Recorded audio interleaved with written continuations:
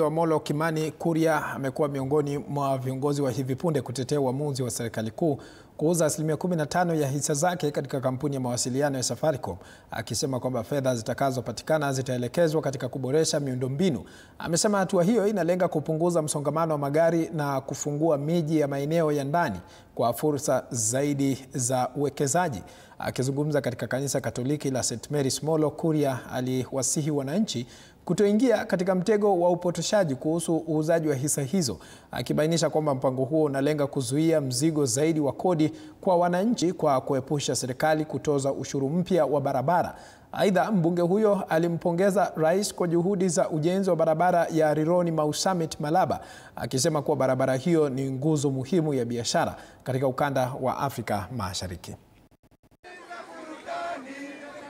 Hii barabara ambayo inatusumbua kila wakati, ukitoka Nairobi kuja Nakuru kufika Molo unatumia masaa 5, masaa 6, masaa 7, masaa 8, na wakati wa sikukuu tunaona kwa barabara. Ni kweli ama ni uongo? Ni kweli ama ni uongo? Nyinyi wananchi mlituambia zile kodi ambazo tunalipa imewafika mahali mnaona pengine hamwezi kulipa kodi zaidi ya hapo kwa sababu mmelipa kodi kabisa. Ni kweli ama ni uongo? Ile madeni ambayo tumekopa kutoka kwa World Bank, tumekopa kutoka kwa IMF, tumekopa from Exim Bank, tumekopa kila mahali kwa sababu ya maendeleo, na barabara bado hatujamaliza kujenga.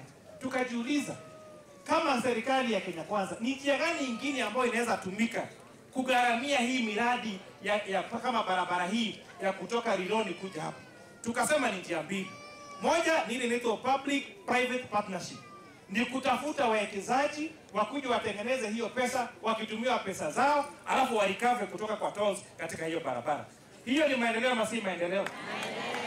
Ya pili, tukajiuliza mahali ambapo tuko na asset, wewe ukiwa mzazi na uko na ng'ombe na uko na mbuzi na mtoto wako amefukuzwa shule, unaenda kukopa, mnashika kitu yenye uko nayo kwa nyumba? Tunashika kitu yenye uko nayo kwa nyumba. Tukasema kuna shares ambazo serikali iko nazo katika Safaricom.